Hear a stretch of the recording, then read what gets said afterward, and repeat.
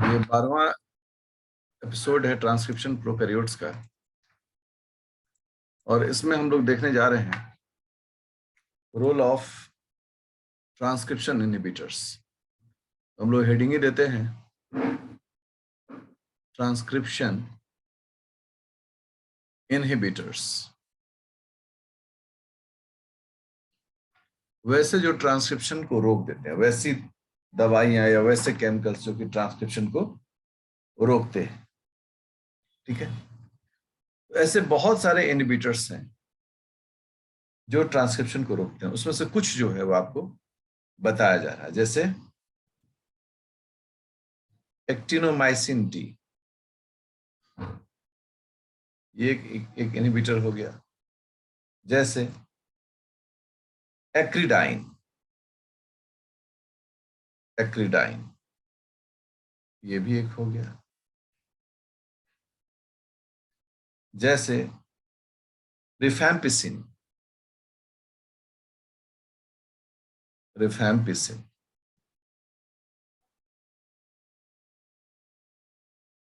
जैसे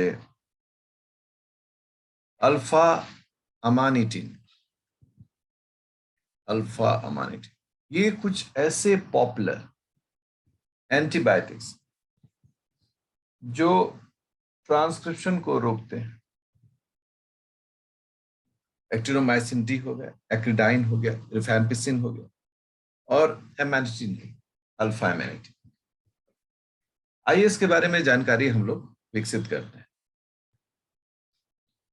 सबसे जो पहला मुद्दा है वो है actinomycin D.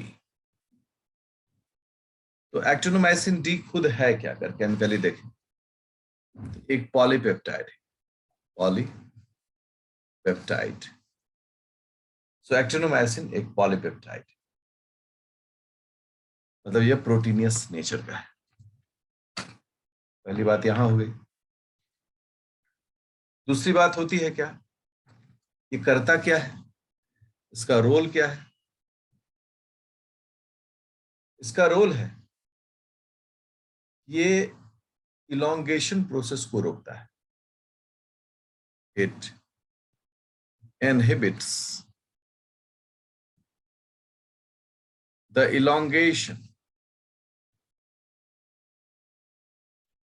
process of the transcription। Transcription का जो elongation प्रोसेस उसको रोकता है इन बोथ प्रोकैरियोट्स एंड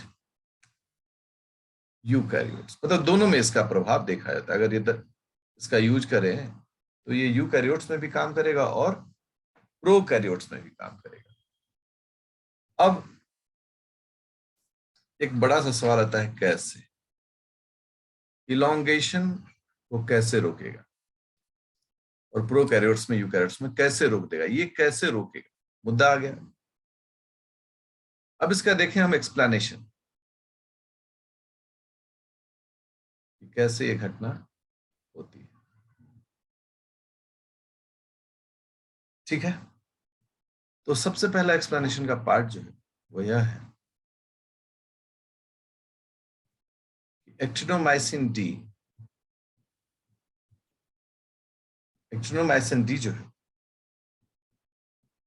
वो इंटरकैलेट करता है, intercalate between GC base pairs in DNA minor group में। माइनर ग्रुप क्या हो गया, वी ऑल नो, जो DNA का ऐसे क्वाइल होता है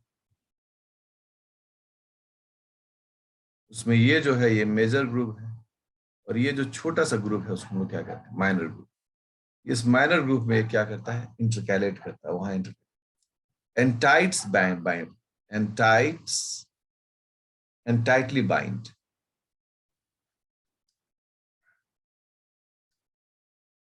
और ये काफी कड़े से उसमें जुड़ता है। तो सबसे पहला काम इसका ये है। अब क्या है कि आरएनए सिंथेसिस को रोक रहा है, उसमें भी क्या रोक रहा है भाई? इलोंगेशन को ये रोक रहा है। ये दोनों तरह के, देखिए, when actinomycin D was applied, देखिए अप्लाई किया गया, कहां पर किया गया? पहला, intact cell, on the intact cell, on the intact cell, एक सेल पर जब इसको यूज किया गया, क्या हुआ? Inhibited elongation.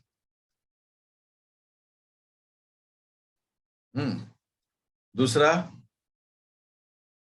On the cell extract, नहीं, अब पूरा सेल पर नहीं, सेल से निकला हुआ कुछ हिस्सा जो है जिसमें उसका न्यूक्लियस हो सकता है, वहां पर भी रिजल्ट सेम था। मतलब ये दवा इतनी प्रभावी है कि चाहे आप पूरे सेल पर यूज करें या लैब में एक सेल का कोई टुकड़ा निकाल दें जिसमें डीएनए होना चाहिए, जिसमें ये मतलब न्यूक्लियस होना चाहिए, ट्रांसक्रिप्शन होते रहना चाहिए, उन दोनों को ही ये रोक देता है।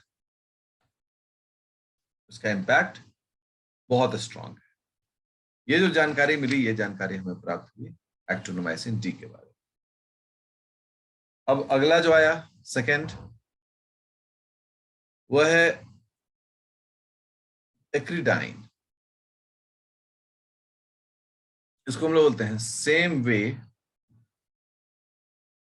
As actinomycin 2, actinomycin D does, मतलब ठीक जो भी आप एक्टिनोमाइसिन डी पढ़े हैं, ठीक उसी प्रकार से एक्रीडाइन भी यूज करता है, उसी प्रकार से स्पेसिफिक जीसी सीक्वेंस में, उसी प्रकार से माइनर ग्रुप में, उसी प्रकार से इलोंगेशन को भी रोकता है। उसको इन दोनों के लिए कोई अलग से अलग आपको रिपीट करने की जरूरत नहीं है। थर्ड जो है वह है रिफैम्पिसिन। रिफैम्पिसिन के बारे में हम कहते हैं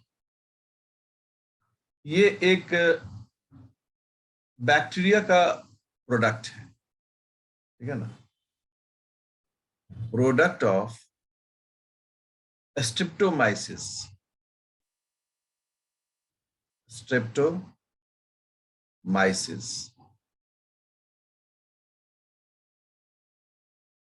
हाँ, और इसका यूज कहां होता है? Used in tuberculosis treatment. जो भी लोग ट्यूबरकुलोसिस से परेशान होते थे उनको रिफैम्पिसिन दिया जाता था। और इसका मेन रोल क्या है? Inhibits initiation of transcription. इससे पहले जो था एक्टिनोमाइसिन डी और एक्रीडाइन, ये दोनों इलोंगेशन को रोकता था, और ये भाई साहब किसको रोक रहे हैं? इनिशिएशन को रोक रहे हैं। तो ये तो बड़ा इंपॉर्टेंट हो गया, इनिशिएशन, इनिशिएशन को रोक रहा है। बट इनिशिएशन में कई सारे स्टेप्स होते हैं, इसके बारे में क्या बोलते हैं? It prevents the promoter clearance. अब सोचो, प्रोमोटर को ही ये क्लियर नहीं होने देता है, clearance of RNA polymerase. RNA polymerase अगर प्रोमोटर को ही क्लियर नहीं कर पाएगा तो क्या प्रोसेस आगे बढ़ पाएगा? बिल्कुल नहीं। और आरएनए पॉलीमरेज के किस सब यूनिट को? Beta subunit. We all know कि beta subunit is having active site. तो रिजल्ट क्या हुआ कि जो बीटा सब यूनिट है उसी को ये ब्लॉक कर दिया। देखो, सपोज करो ये है आरएनए पॉलीमरेज का, ऐसे डायग्राम बना रहे हैं, ये है बीटा डैश, ये है बीटा सब यूनिट। क्या होगा? ये जो इनहिबिटर है, इसको हम ग्रीन कलर्स दिखा रहे हैं, वो आके इसी सब यूनिट को ब्लॉक कर दिया। अब रिजल्ट क्या हो गया कि इनिशिएशन ही क्लियर नहीं हुआ, तो अब इलोंगेशन कहां से होगा भाई? एकदम नहीं होगा। अब इसमें एक सवाल आता है, क्या रिफैम्पिसिन रिफैम्पिसिन इनहिबिट्स या prevents RNA polymerase to bind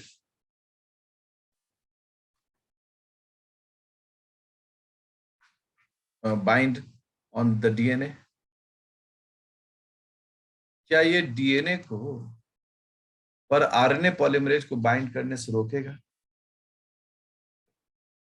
तो आंसर होता है नो। ये आरएनए पॉलीमरेज को डीएनए पर बाइंड करने से कभी नहीं रोकेगा। एकदम सीधा सपाटा बात। तो फिर किसको रोकेगा ये? आंसर होता है इट प्रिवेंट्स। ये किसको रोकता है? द फॉर्मेशन ऑफ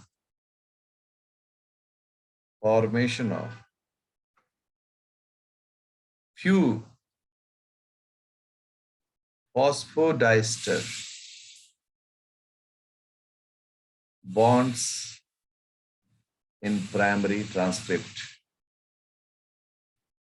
जो आरएनए का प्राइमरी ट्रांसक्रिप्ट है उसमें ये कुछ नए बॉन्ड्स को जोड़ने से क्या करेगा? रोकेगा। अब जरा मैं इस बात को आपको दिखाता हूं डायग्राम में।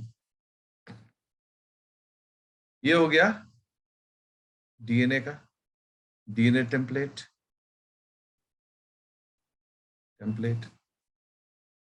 ये जो जगह है, इस जगह से क्या हो रहा है? स्टार्ट, इसे हम लोग स्टार्ट कह रहे हैं।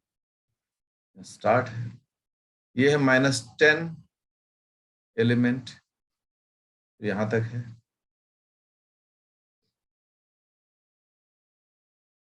-10 एलिमेंट है, यहीं से खुलना शुरू होता है।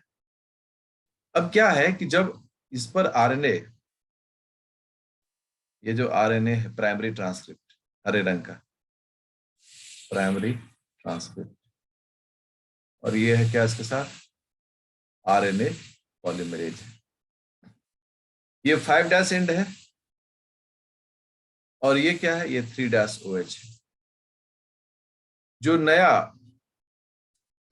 नया टेम्पलेट है, नया जो कॉम्प्लीमेंट्री स्ट्रैंड्स है, उसको टी मत समझिएगा, ठीक है ना? ठीक है ना? ये यूजुअली कहाँ जाके जुड़ता है? यहां पर जुड़ता है। तो जुड़ने के लिए क्या चाहिए इसको? फॉस्फोडाइस्टर बॉन्ड यहां बनना चाहिए कि नहीं बनना चाहिए? ये 3' है और यहाँ पर एक टेम्पलेट आ जाएगा। मान लो कि यहाँ पर ए आया, उसको ऐसे क्रॉस कर देते हैं, ठीक है? ए आया, यहाँ 5' फॉस्फेट। इन दोनों के बीच जो बॉन्ड बनेगा उसको हम लोग क्या बोलते हैं? Phosphodiester bond. और ये जो है ये किस साइड पर बनेगा? बीटा सब यूनिट पर। अब सोचो, बीटा सब यूनिट को किसने ब्लॉक कर दिया? हम लोग कह रहे हैं बीटा सब यूनिट को रिफैम्पिसिन ने ब्लॉक कर दिया। तो क्या इन दोनों के बीच में फॉस्फोडाइस्टर बॉन्ड बन पाएगा? आंसर होता है नहीं। रिजल्ट क्या हो? ये यहां गया लेकिन यहां से क्या हो गया? रिवर्ट कर गया। ये रिवर्ट बैक हो, वापस हो गया, फेल टू बाइंड। अब रिजल्ट क्या होगा? जब इनिशिएशन ही क्लियर नहीं हुआ तो आगे कैसे बढ़े? और इस प्रकार से रिफैम्पिसिन जो है वह इस जगह को पूरी तरीके से ब्लॉक कर देता है और उसका नतीजा होता है कि कोई भी नया फॉस्फोडाइस्टर बॉन्ड नहीं बनता है। इसका लिमिटेशन क्या है? लिमिटेशन ऑफ रिफैम्पिसिन, लिमिटेशन ये है कि अगर आरएनए डीएनए हाइब्रिड बन गया, अगर आरएनए डीएनए हाइब्रिड बन गया मतलब इलॉन्गेशन शुरू, तो रिफैम्पिसिन डज नॉट अफेक्ट, क्योंकि एक बार इलोंगेशन शुरू हो गया था, अब तो इनिशिएशन वाली बात ही नहीं, अब तो इलोंगेशन के मोड में आ गया। जैसे ही इलोंगेशन में इंटर करता है, अब रिफैम्पिसिन का कोई काम वहां पर नहीं है। अब आप कितना भी लाख रिफैम्पिसिन दीजिएगा, किसी तरह का इनहिबिशन नहीं होगा। ये एकदम क्लियरेंस वाले हिस्से में ही ये काम होता है। अल्फा अमानिटीन ये एक प्लांट प्रोडक्ट, एक फंगस, फंगल बाय प्रोडक्ट। उस फंगल का नाम क्या है? उसका नाम है अमानिटा फैलोइड्स। वो है ये फैलोइड्स, जो कि मशरूम है। इस मशरूम से ये अल्फा अमानिटीन निकाला जाता है। रोल क्या है इसका? It blocks RNA polymerase 2 animals eukaryote. तो ये प्रोकैरियोट में नहीं, यूकैरियोट में काम करता है। नॉर्मली अगर बहुत ज्यादा मात्रा में लें, at higher concentration of alpha amanitin, it blocks RNA polymerase 2 in eukaryote। सबसे जो जानने वाली बात है वो ये है कि ये यूकैरियोट्स में काम करता है। ठीक है, इसका लिमिटेशन क्या है? लिमिटेशन ये है अल्फा अमानिटीन का, it never blocks bacterial RNA polymerase, मतलब बैक्टीरिया का आरएनए पॉलीमरेज पर इसका कोई असर नहीं होता है। एंड आरएनए पॉलीमरेज 1 यूकैरियोट्स में, मतलब इन दोनों पर इसका कोई असर नहीं देखा जाता है। ये किसका रोल है? ये अल्फा अमानिटीन का रोल है।